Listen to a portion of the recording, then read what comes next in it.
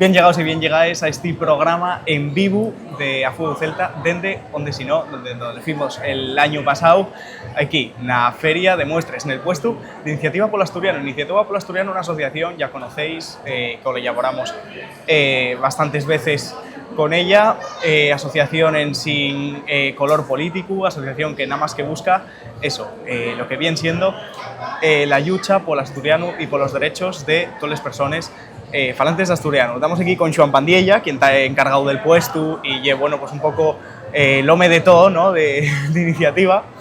Y antes de empezar, antes de deciros quién va a ser el invitado de hoy del programa, quiero que nos fale un poco, Joan, cómo va la feria aquí, cómo va el puesto.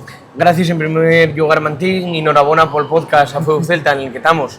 Más nos encantados de colaborar contigo al decatanos de que el asturiano está presente en la gente. Celebramos en esta feria de muestres 15 años de trabajo de Iniciativa Polo Asturiano y lo hacemos con más de 15 firmes, una de ellas empresas y una cooperativa energética que el nexo común entre todas ellas y el uso del asturiano en su actividad, ¿no? Por un lado, empresas de moda, del ámbito editorial, de infantil, audiovisual, telefonía, sector agroalimentario, con dos empresas bien diferentes, y logramos ver dos cosas. Uno, que puedo hacer una vida completa en asturiano, beber una cerveza en asturiano, leer un libro en asturiano o vestir en asturiano, pero la segunda también, que el asturiano genera riqueza, puestos de trabajo, no solo en el ámbito de los libros, sino en cualquier ámbito económico. En el momento que va a salir este programa, la FIDMA ya estará afinada, que bueno, pues este martes que entra, pero la Iniciativa Polo Asturiano no termina aquí. ¿Cómo podemos hacer, cómo puede hacer la gente que está sintiendo esto si quiere hacerse socio o socia? Muy fácil, www.iniciativapoloasturiano.org, en el apartado de Asóciate y la manera de colaborar con nos, con la cantidad que queráis elegir por un lado, y la segunda también es partiendo de todas las convocatorias, participando en las actividades y colaborando con nos en todas las propuestas que siempre tratamos de con buen corazón hacer. Y ya, para afinar un poco, Iniciativa Polo Asturiano cumple 15 años, está de cumpleaños. Resúmeme en un minuto estos 15 años de iniciativa. Pues bueno, fueron un entamo bien difícil, complicado, en el que pensamos que ese engranaje, ¿no?, de movilizar a la sociedad iba a ser bien difícil, y bueno, resulta a veces complicado, ¿no? Pero ya era el momento, va 15 años de tomar la iniciativa, la tomamos, arrancamos y logramos ampliar el consenso social, atraer a nuevas sensibilidades al idioma y trabajar conjuntamente en sin exclusiones para salvar este idioma. Pues muchas gracias, Joan. Gracias a ti, Martín, enhorabuena por el podcast A Fuego Celta, enhorabuena.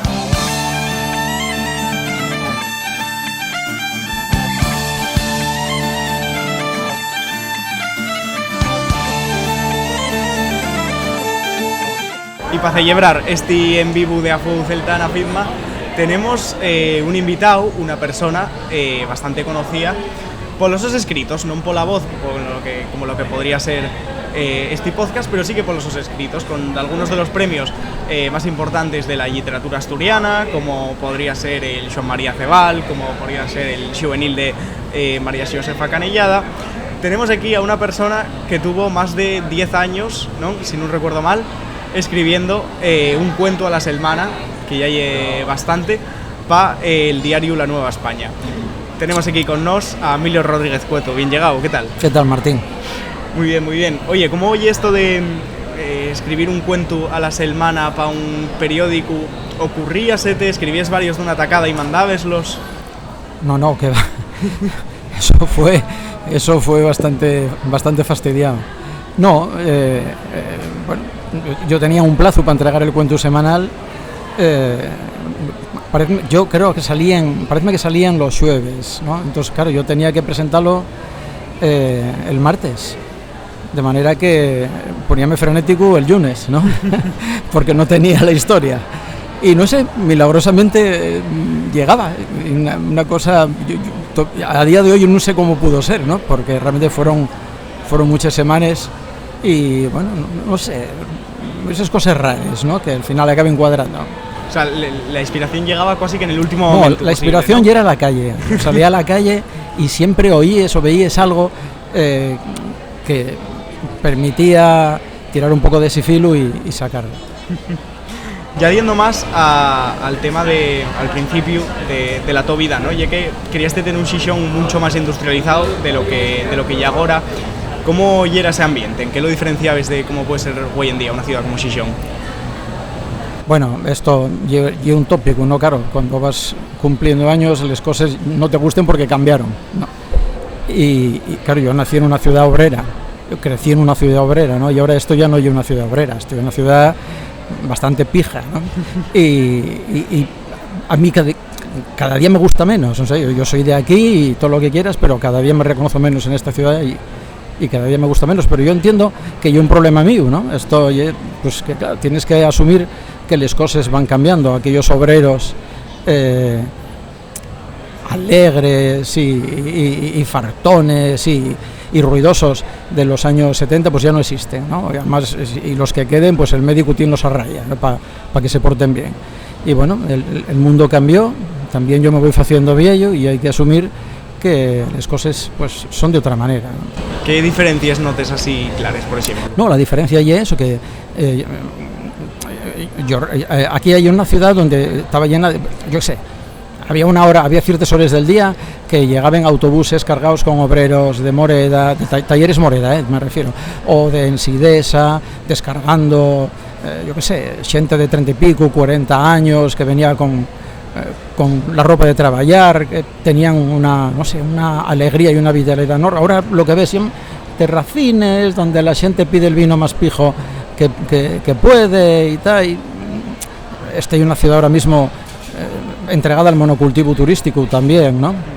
No tiene nada que ver con aquello, claro. Aquello y era más sucio y era más gris, pero también tenía menos preocupación por la apariencia de lo que hay ahora y tenía otra vitalidad, ¿no?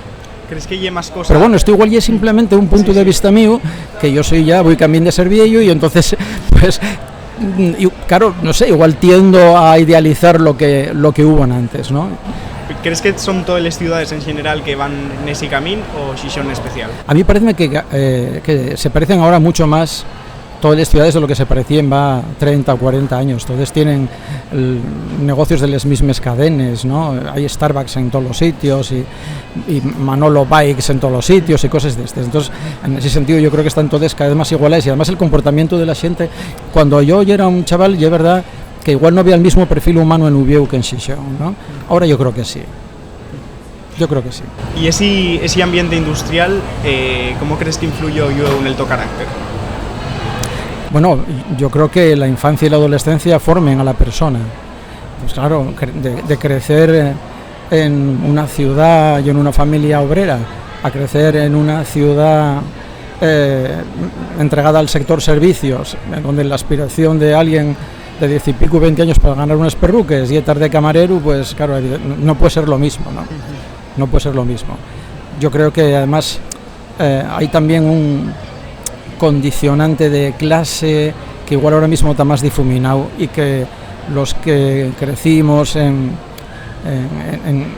aquella Asturias, ¿no? Obrera, industrial, teníamos un poco más claro. Pero bueno, igual y esto mentira, igual y una experiencia o no sé, una impresión que tengo yo equivocada, no quiero tampoco yo pontificar sobre nada, ¿no? Entonces, tú cuando escribes y piensas en un ambiente, ¿imaginaste más el de ahora o el de fai años?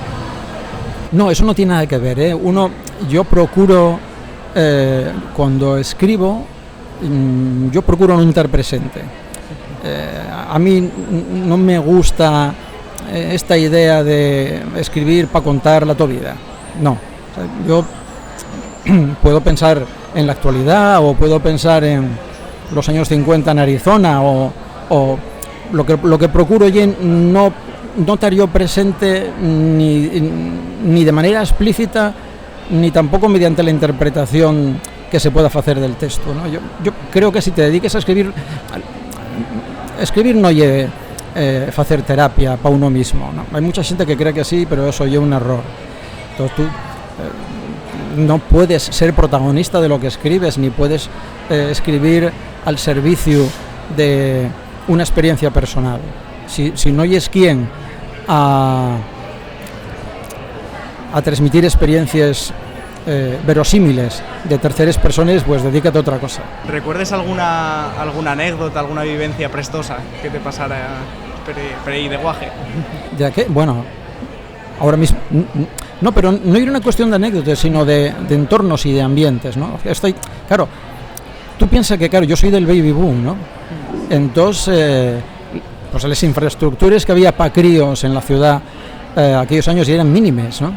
Y en cambio esto ya era como Marruecos ahora mismo, ya había una cantidad de críos tremenda. Entonces el único parque infantil que había, que era el parque de la Puerta a la Villa, el parque del ambulatorio, tenía 4 columpios de fierro, además, ahora evidentemente no los hay, ¿no?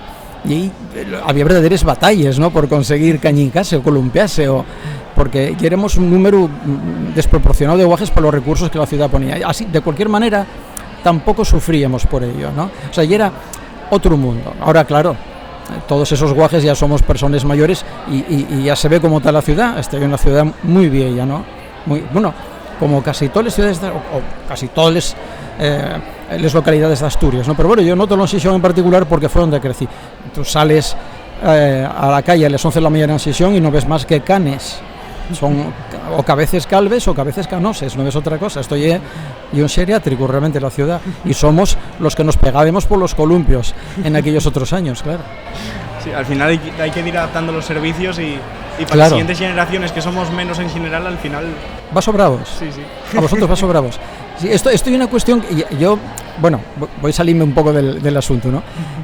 Tú no notes, Martín, que con vosotros practiquen un terrorismo especial, ¿no? Dicen, vosotros ya no vais a tener jubilación y tal, a que sí, ¿verdad? Tanto el día con eso. Pero eso, si se piensa bien, si se calcula bien matemáticamente, y una tontería, ¿no? Porque vosotros al revés, ahora sois muy pocos. Sí, sí.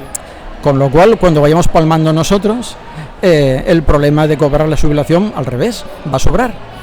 Porque el problema está ahora en el tapón de los que fuimos el baby boom, pero cuando vayamos desapareciendo, ¿por qué coño no vais a cobrar vosotros la jubilación? Si realmente va a haber los mismos servicios que hay ahora y vais a ser muchos menos.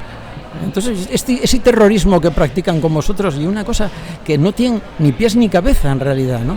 Igual sí que simplemente están preparándonos para... Sí, yo creo que sí. Hombre, la población asustada ya más dócil.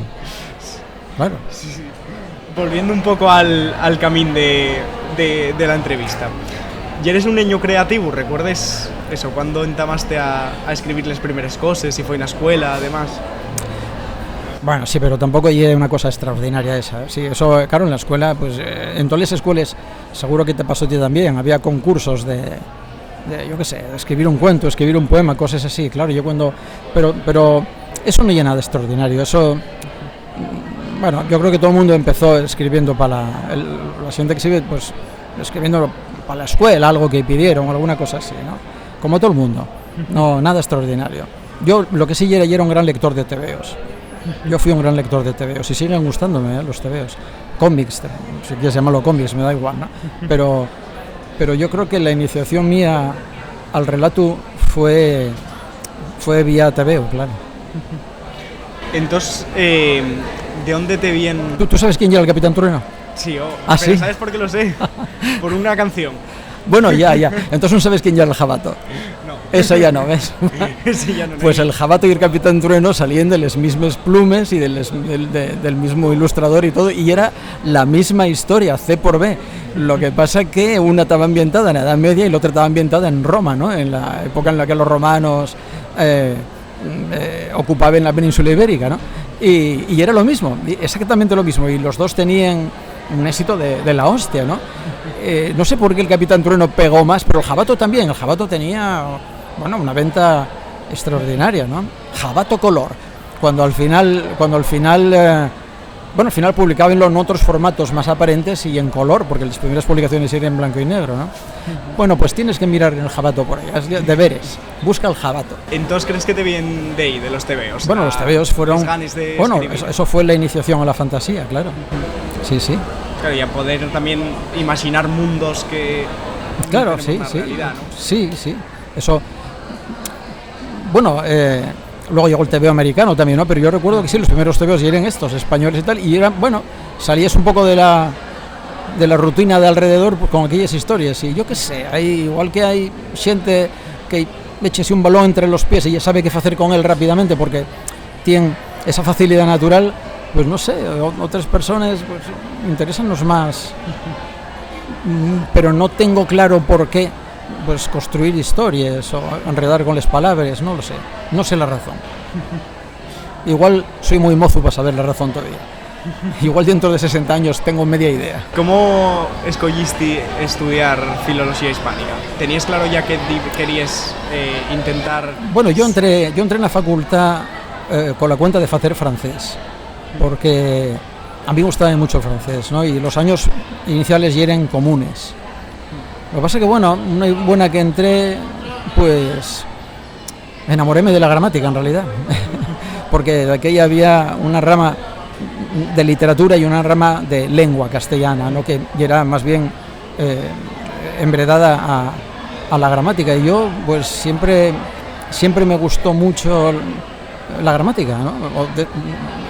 Y acabé haciendo, en vez de francés, acabé haciendo filología hispánica, pero por la rama de lengua castellana, que era fundamentalmente una rama dedicada a la gramática. ¿Qué dirías que fue lo más importante que aprendiste en los años de facultad, pero que fuera fuera de las clases? Ni fuera ni dentro, y aquí no recuerdo aprender nada fundamentalmente dentro tampoco, ¿eh? O sea, yo no tengo un recuerdo extraordinario de la facultad. No hay gente que recuerda, aquel profesor extraordinario. Yo no, yo recuerdo profesores bastante desganados. Hubo algún simpático, tampoco, no todo y era así. Hay 2 o 3 que eran personas capaces y simpáticas. 2 o 3, nada más. Y nada, y bueno, y fuera de la universidad, pues eso, la camaradería, ¿no? Las amistades que sigo conservando todavía. Lo que todo el mundo, ¿no? Y, evidentemente son años de muchas lecturas, porque empiezas a tener un poco de uso de razón, ¿no? Y no acates estrictamente lo que te vayan diciendo, que bueno, tampoco está mal lo que te vayan indicando hay lecturas que yo no conocía y que me descubrieron la universidad, ¿no? Y fueron interesantes. ¿Y el ambiente en sí dentro de la facultad? No, ¿sabes qué pasa? Que yo creo que vive más el ambiente la persona que está estudiando fuera de casa. Pero claro, yo estudiaba en casa, quiero decir, yo agarraba el coche y iba a Oviedo y volvía después. Y es distinto si estás estudiando fuera de donde vives, porque probablemente vivas de otra manera el ambiente universitario. O sea, yo era un ambiente de amigos, pero no porque fuera universitario, porque yo salía más precisión que Peruvieu. Lo cual quiere decir que en realidad yo salía fuera de lo que es estrictamente ambiente universitario, ¿no? Casi todas las personas, eso que escribís, a nivel de universitario estudiasteis filología, ¿no? Sí, por desgracia, sí. ¿Crees que hoy en día existen otros estudios o otras maneras de llegar a eso, a escribir de manera ya, a ser un buen escritor, por ejemplo? Yo no creo que por estudiar filología tengas avanzado nada para escribir, ¿eh? No, vamos a ver. Probablemente demuestre una afinidad, un interés por las palabras, ¿no? Y por los textos, eso es evidente, pero en España y fuera de España hubo siempre una tradición ahora perdida, ¿no? Por ejemplo, de médicos escritores.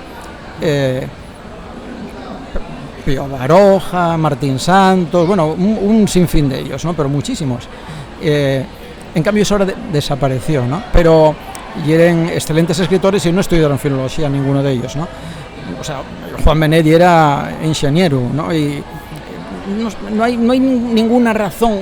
Es decir, estudiar filología no te va a hacer escritor. También es verdad que igual si vas por ese camino, igual es porque algo te tira ahí, ¿no? Pero no es que la facultad te haga escritor.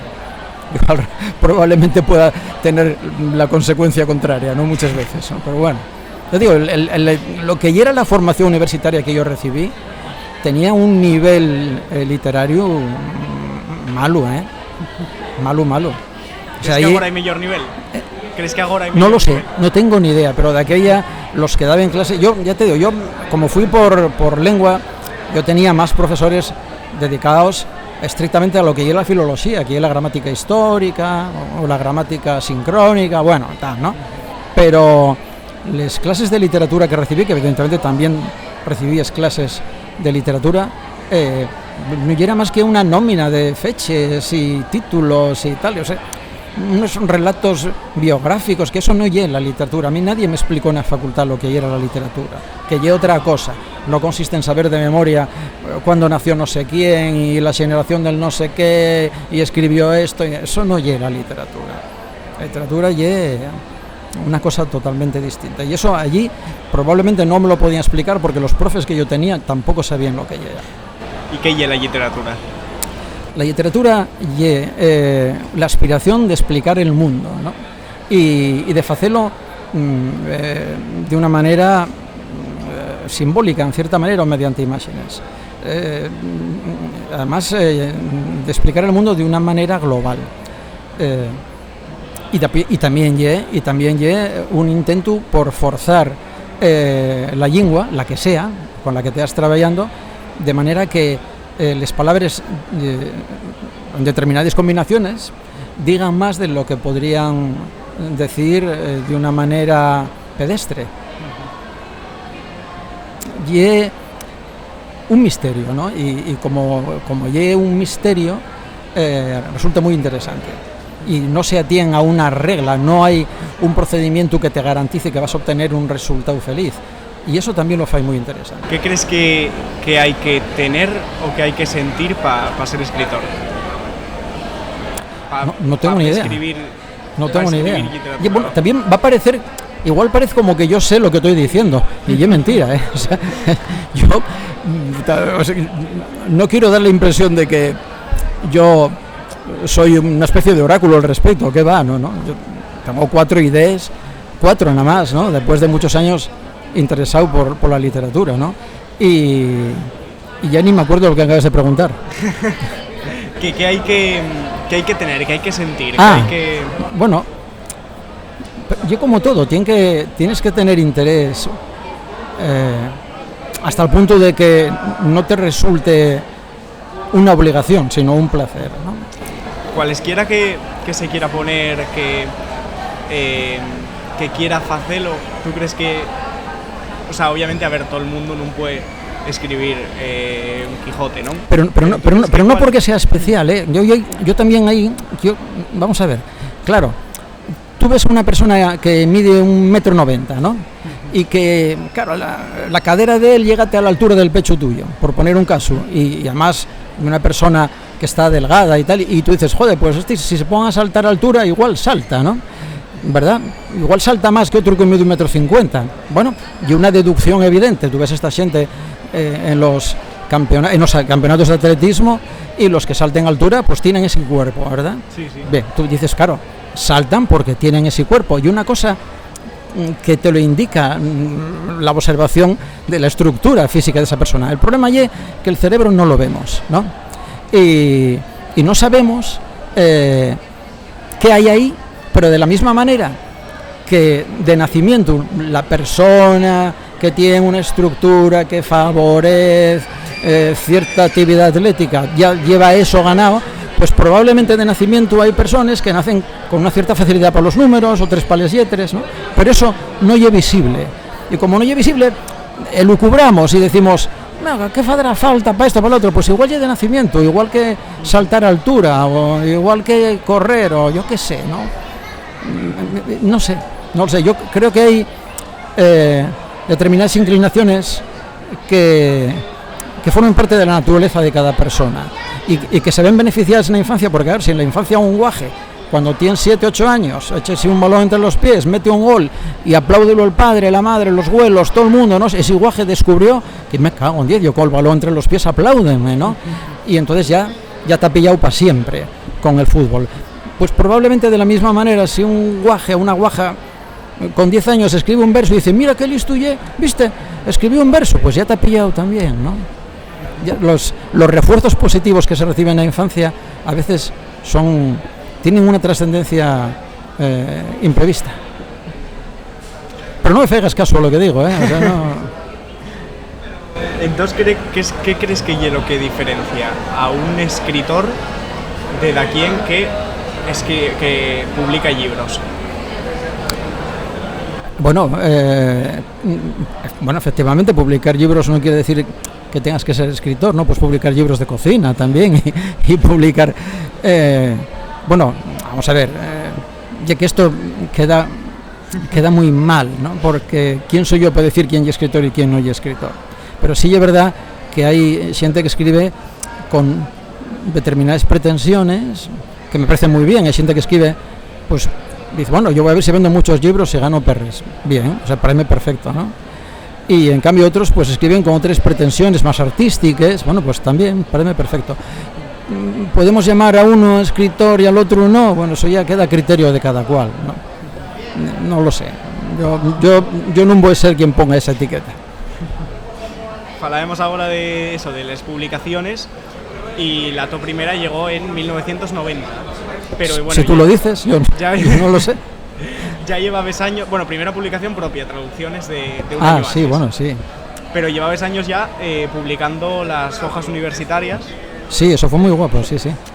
Claro, en ese momento no había tantas editoriales como hay ahora. No había nada. Costote que una editorial... Tampoco hay tantas ahora, ¿eh? No nos equivoquemos. Hay muchas, pero pertenecen todas al mismo... Sí, no, pero quiero decir, pero tú piensas que para publicar en asturiano hay 2 o 3 nada más, ¿eh? No hay tanto tampoco. Y bueno, aquí mismo tenemos los ejemplos. Sí, claro, y digamos, y además existen en precario, porque claro, no hay un mercado editorial asturiano, realmente no hay un mercado editorial asturiano. Si esto tuviera que mantenerse con un criterio estrictamente mercantil, pues tenían que cerrar todos. Esto existe en precario y existe mantenido por la administración autonómica con una política de subvenciones discutible también, ¿no? Pero si no fuera por esa circunstancia no existían, y el día ningún gobierno eterno. Algún día el gobierno actual va a cambiar, y cuando lleguen los otros, si no mantienen la política de subvenciones, no sé yo si aguantarán abiertas las editoriales que publican en asturiano. No lo veo nada claro. ¿A ti en ese momento costote que una editorial confiara en ti para publicar? Y que yo tuve la suerte, y como el surfero, ¿no? Yo tuve la suerte de que llegó la ola en aquel momento, ¿no?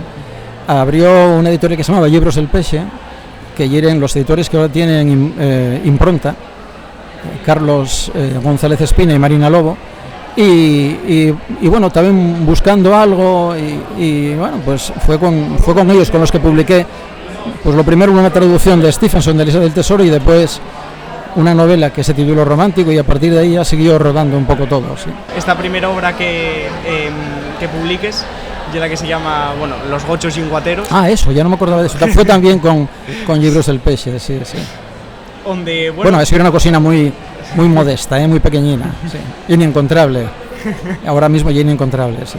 Bueno, pero hay que dar algo. Bueno, no, yo creo que... Mira a ver, porque igual puedes hasta forrate, que ayer haciendo el guión miré por curiosidad en la Casa del Libro y en sitios de segunda mano, y estaban a 200 pavos. ¿Qué me dices? O sea que puedo vender yo lo que tengo. Lo mismo puedes, mira. No jodas, no, estoy flipando.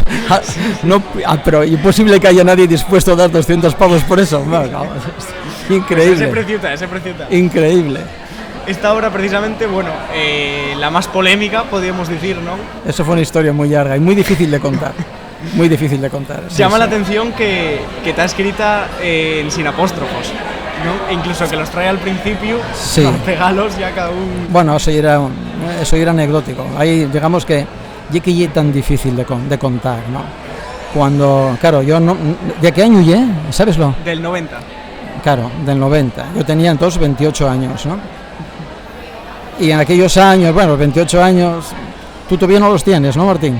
No. Fáltame. Claro, los 28 años, son la edad de matar al hermano mayor y al padre y todo eso, ¿no? Ya sabes. Y claro, la generación anterior a la nuestra, que era la que armó la Academia de la Lengua, pues también nos miraba con rocea, a los que éramos de 60 y algo, nacidos en el 60 y algo, ellos eran del 50 y ahí hubo una serie de dificultades y de encontronazos y de censura también, ¿no? ¿Por qué no lo vamos a decir, no?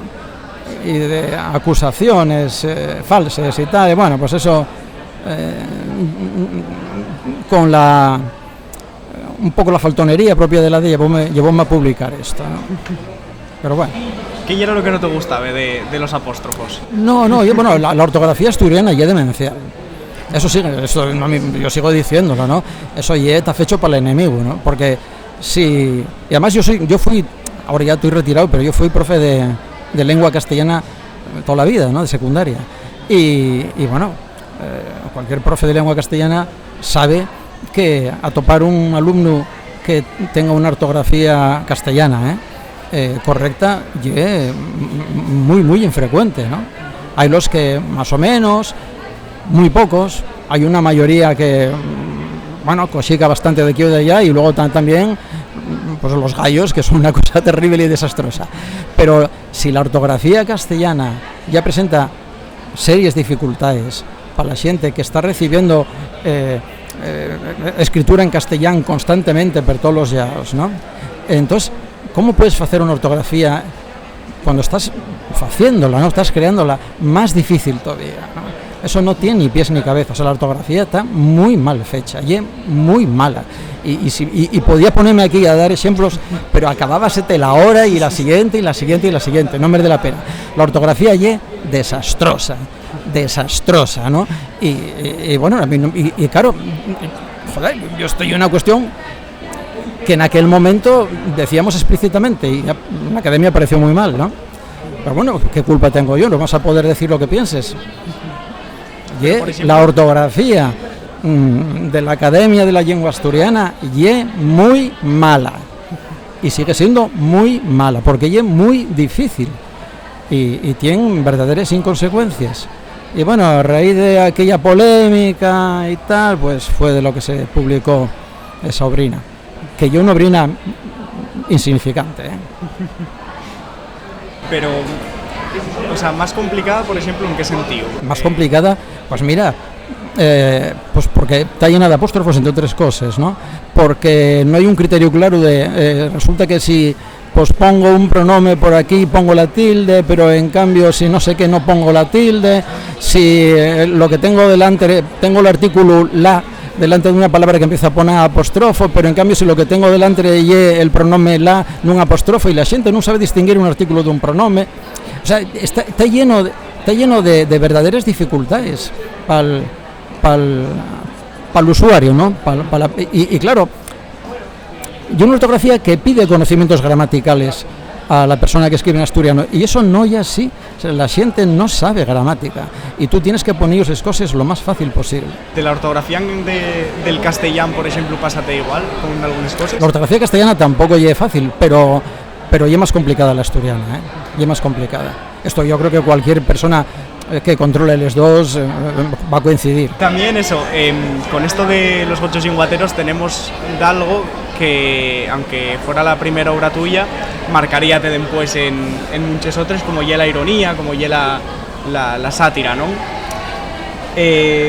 ¿Cómo trabajas tu estilo narrativo a la hora de escribir? ¿Qué importancia tiene esto, la ironía, la sátira, en el proceso creativo? Bueno, sí es verdad que una parte importante de lo que yo escribo tiene un componente irónico y satírico. No todo, pero sí es verdad. Y una cuestión, tengo que controlarlo, porque yo lo que me sale de naturaleza. Y no quiero que sea siempre ese tipo de literatura, ¿no? Entonces muchas veces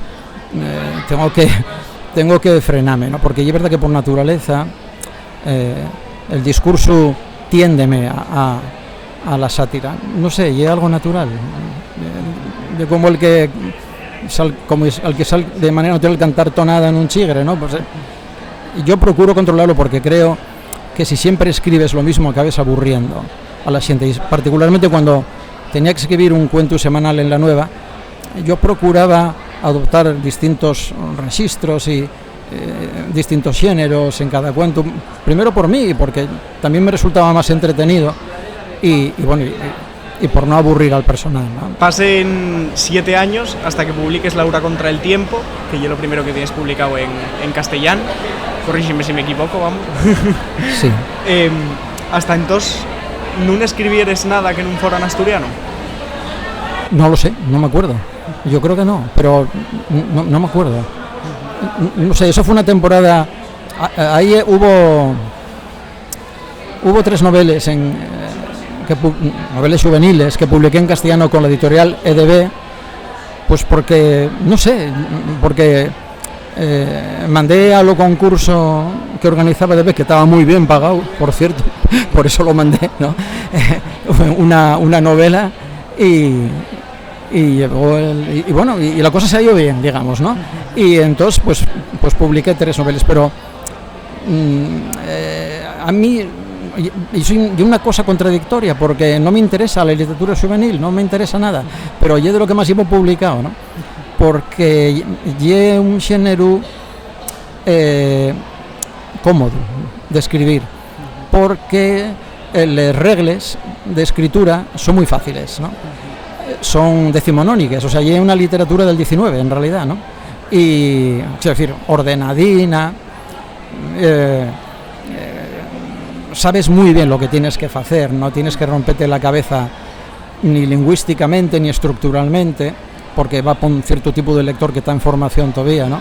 Y es cómodo, y cuando a veces estás saturado de otro tipo de proyectos más revesosos, más complicados, pues con una novela de estos parece como que no sé, como que desengrases, ¿no?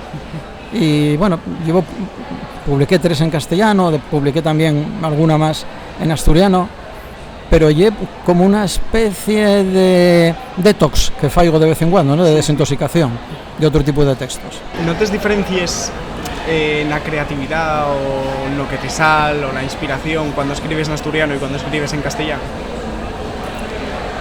No, yo... Bueno, va a parecer que soy un escritor, y eso es una cuestión también que me da... no sé qué, ¿No o sea, te porque... consideras escritor? Yo qué sé, yo soy un punto que lo pasa bien escribiendo, ¿no? Pero, claro, escritor y una palabra muy grande, no lo sé, ¿no? Yo qué más quisiera, ¿no? Pero, no sé.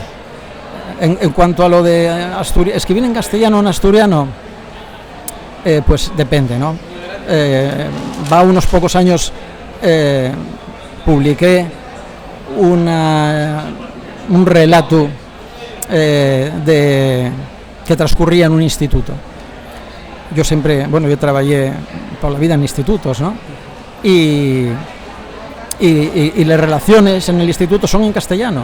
Entonces, claro, para mí hay un principio sagrado que es la verosimilitud. O sea, un texto tiene que ser verosímil. Entonces yo no podía escribir en asturiano un texto que tenía que tener muchos diálogos y que transcurría en un instituto en el año 2023, 2024, ¿no? Porque esos diálogos desarrollanse en castellano, ¿no? Entonces, bueno, pues esa, por ejemplo, pues decidí que tenía que escribirla en castellano, pero por un criterio de verosimilitud. A mí, parece que no me gustan nada determinados textos que se publican en asturiano que son inverosímiles lingüísticamente, ¿no? Porque ponen a hablar en asturiano determinados a caracteres que tú sabes que en la vida real no se expresen en asturiano, ¿no? Y a mí eso ya desacredita absolutamente la obra. Pero bueno, igual hay un problema mío. En 1992 publices Romántico, que hasta ahora, si no me equivoco, la tu obra más larga. Sí, bueno, como obra única, sí. Considerada como una de las obras del Surdimiento. ¿Cómo fue el proceso de escritura de este? No me acuerdo ya. ¿Qué va, Martín? Ya ¿Cómo es tu proceso de escritura en general? Bueno, yo... ¿Tienes la inspiración o decides ponerte, vamos? No, yo normalmente, antes de sentarme a escribir, la historia acompáñame, pero hijo, poneme a contar esto, y como dalle importancia a lo que faigo, que es una cosa que me fastidia mucho, ¿no? Bueno, yo tengo que tener la estructura previa. Tengo que tener el hueso de la obra, ¿no? La estructura, y después ya que tienes la estructura, a lo que dediques bastante tiempo antes de sentarte, bueno, una y buena que tengo la estructura, sé que voy de aquí a aquí y que las partes van a ser esta y esta, y en cada una de esas partes voy también de aquí a aquí, de aquí a aquí, de aquí a aquí. Cuando tengo cada segmento bien controlado y bien establecido, entonces cuando me siento, ¿no? Pero yo esta gente que dice, y esto yo oyes lo constantemente, me dice, no, yo, el personaje se adueñó de la obra. Digo, tú, y es facto, joder, ¿cómo se va a adueñar el personaje de la obra si yo un invento tuyo, ¿no? O sea, esto yo no lo entenderé nunca, la gente que empieza a escribir y no sabe cómo va a acabar, pero bueno, por favor, no te sientes, joder, que cuando tú lees el Lazarillo de Tormes, al principio del Lazarillo ya te diciendo cómo va a acabar, ¿no? Bueno, pues esto ya igual, tú tienes que sentarte sabiendo lo que vas a contar, y no solo lo que vas a contar al final, sino per cada una de las partes per les que vas a pasar, ¿no? Porque si no, eso puede acabar siendo una chapuza terrible, ¿no? Entonces, yo por eso que cuando la gente dice, no, pero el personaje fue construyéndose a sí mismo, digo, gilipolleces, ¿no? Tienes que tener la estructura y saber lo que vas y después ya escribeslo. O bueno, esto yo como lo veo yo, que no soy nadie tampoco, ¿eh? ¿Y nunca te pasó de que lo tenías todo en la cabeza, pero de repente estabas escribiendo y ocurriósete otra cosa y cambiástelo todo? No, claro, vamos a ver. Claro, tú cuando estás escribiendo aparecen las palabras, pero yo lo que no quiero es que me aparezcan los fechos, ¿no? Yo los fechos y los personajes tengo que tenerlos ya, ¿no? Y las emociones que quiero transmitir o cómo quiero manipular al lector, porque en último extremo cuando escribes tú busques una manipulación del lector. Yo tengo claro cómo quiero manipular al lector, otra cosa es que lo consiga, igual no lo consigo, pero yo tengo una intención, ¿no? Y eso tengo que tenerlo claro, lo que voy a contar, con qué intención lo voy a contar y con qué recursos lo quiero hacer. Y luego sí, después vienen las palabras, claro, las palabras no las tengo todas memorizadas, yo no tengo 150 páginas memorizadas en la cabeza, ¿no? Pero las palabras que yo vaya dando y con las que vaya forrando esa estructura tienen que cumplir esa intención, o sea, la intención de manipulación del lector que yo tengo y tienen que cursar la historia pel camino que yo quiero que la curse, ¿no? Yo tengo que ser el amo de la obra, no puede ser eso de que la obra me gobierne a mí, dedícate a otra cosa, ¿no? Falaremos agora de que Romántico con 209 páxinas y la obra más larga. ¿Por qué nunca escribiste de algo más largo? Porque me dediqué a los cuentos muchísimo. Yo en los cuentos encontré una medida que ya era la justa para mí.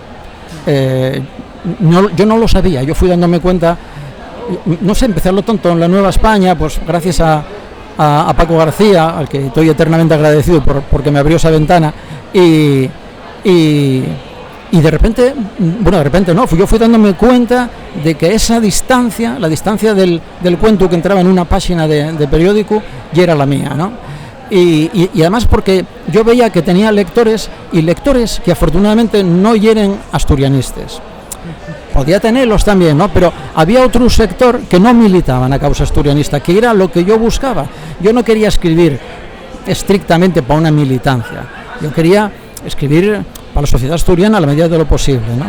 Y el cuento facilitaba menos. Tú ahora publiques un cuento en un periódico y tienes, no sé, una serie de lectores que igual cayeron mientras que toman el café, abrieron la página, pero si os pones delante de una novela de 200 páginas no te la van a llegar. Entonces el cuento daba en cierta manera muchas alegrías en ese sentido, ¿no? Abríame un espectro de lectores mucho más amplio que la novela y no sé, entreguéme a eso, ¿no? Ahora ya, como cerré el episodio del cuento, ¿no? A unos años, pues ya tengo 3 cosas en curso, pero más extensas, pero bueno. Desde entonces hasta ahora ganaste pues premios tan importantes como el María Josefa Canellada, el Joan María Cebal, el Andrés Solar, el EDB del que falabas antes, demás. Pero son de una importancia relativa, ¿eh? Claro, tampoco vayamos premios, son importantes, bueno. ¿Alguno de estos premios cambióte la manera de pensar, de escribir? No, ¿qué va? No, nada, eso absolutamente nada. Cero patatero. No te condicionen. Porque, ¿sabes qué pasa? Que como no hay, afortunadamente, para mí, claro, yo yo también, es verdad, yo tenía la ventaja de que al ser funcionario, al ser profesor, yo no dependía de un mercado. Y por otra parte no existe un mercado asturiano, con lo cual yo no estaba obligado a escribir para dar gusto a nadie. Yo escribía para darme gusto a mí.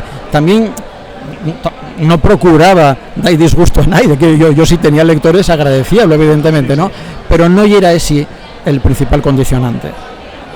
Así que los premios tampoco te dan lectores, ¿eh? Dante 4 perruques en el momento y ya está, ¿eh? No te cambien la vida. ¿Cuál fue el premio que más te alegró ganar?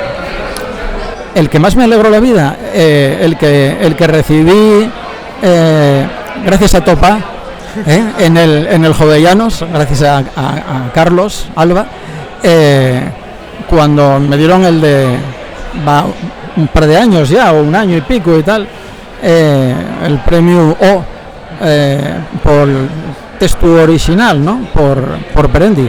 Sí, porque además, claro, para mí el Teatro Jovellanos es como la mi casa, ¿no? Y recibirlo allí fue una cosa muy, muy especial. Yo creo que fue, con diferencia, ¿no? El momento más feliz de la mi trayectoria literaria. Con diferencia, con mucha diferencia. Sí. Bueno, a mí el descubrimiento tardío. Yo siempre fui muy aficionado al teatro, ¿no? Pero claro, yo no tenía entrada. Porque para mí ya era un mundo, yo no tenía contactos en eso, ¿no? Y bueno, gracias a Perendi y a Carlos y tal, pues para mí fue un descubrimiento y otra manera de escribir distinta, colaborativa y mucho más prestosa, porque claro, escribir un acto solitario, ¿no? Pero cuando escribes una pieza de teatro sobre la marcha, en cierta manera, porque vas rectificando a medida que vas viendo carencias o que van apareciendo otras necesidades, bueno, pues eso ya es muy guapo, ¿no? Y claro, además el teatro tiene otra gracia especial y es que tú camufles después entre el público y ves la relación de la gente, que hay gente que no conoces. Sí. Claro, tú publiques una novela, lo que sea, y viene el amigo y dice, oye, vaya cómo me gustó, y tú mireslo así diciendo, este cabrón realmente leería o no lo leería, ¿qué te va a decir? ¿No? Pero claro, tú cuando estás en el teatro lo que tienes delante son desconocidos, yo qué sé, ¿no? En Polasiero, bueno, Polasiero no, que no quisieron representar Perendi en Polasiero, ¿no?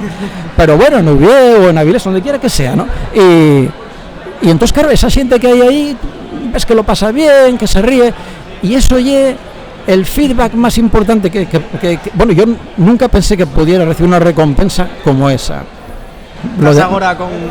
¿Tienes ahora algún proyecto más así en mente? Hombre, algún hay, pero no se puede comentar, ya sabes, ¿eh? Ya sabes. Comentaste ahora que fae poco que dejaste los cuentos.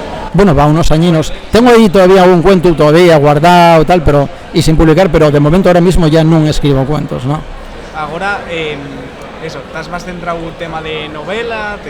Ahora, como soy un jubilado, y estoy fuera del tiempo y de la sociedad, soy ya materia desechable, ¿no? Absolutamente. Pues un día levantóme y tengo el cuerpo para escribir, yo qué sé, pues teatro, o otro día levantóme una novela, otro día levantóme y algún cuentín también, no creas, no, poesía, yo qué sé, depende de lo que me levante. Entonces, claro, avanza todo muy despacio, porque tampoco hay nadie reclamándome, no hay nadie detrás de mí pidiéndome nada, ¿no? Nadie espera eso tengo lo claro, o sea, yo no soy Pérez Reverte ni nada parecido, por lo que yo escribo no espera nadie, ¿no? Entonces, tranquilo, ¿no? Y va muy despacio lo que voy haciendo, otro día no me sale de las narices para hacer nada, porque yo qué sé, ¿no? Y de esa manera tranquila, pues, poco a poco, pues, hay días que escribo una ringlera, otros días nada, y de lo que me apetece en el momento, ¿no?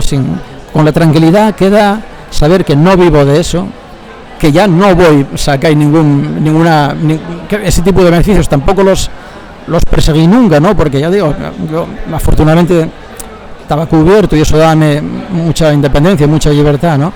Pero bueno, sabiendo eso, que yo no dependo de eso para nada, nadie me lo reclama, pues eso ya tengo una gran libertad para hacer lo que quieres y al ritmo que quieres. Prestaría meter aquí 2 horas más. Claro, pero... para allá, jodas. Pero bueno, tenemos que ir pescando, así que nada, faigote la última pregunta, la que hacemos a a todos los invitados y a todas las invitadas de Fuego Celta, ¿cuál es la topa palabra preferida del asturiano?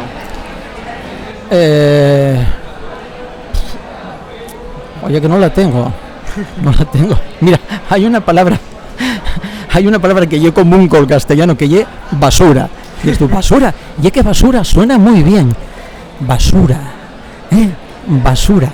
Tienen como ecos del oriente, ¿no? Una cosa arábiga ahí, basura.